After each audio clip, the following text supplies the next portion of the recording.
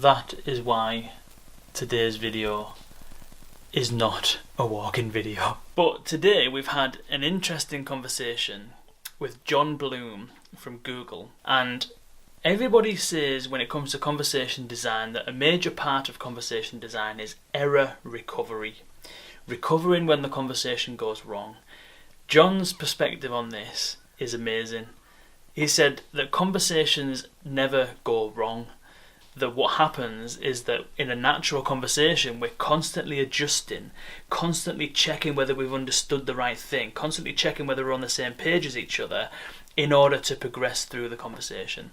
And so, this looks really vain with a picture of me on the screen. I'm just reviewing some videos. Moving on. So conversations don't have errors, they just have moments where we double check that we're on the same page and that we understand each other, and moments where we bring the conversation back on track if it does veer. And he refers to this as grounding strategies, which I think is fantastic.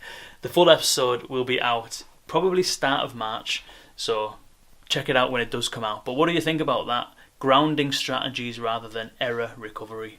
I think it's pretty cool.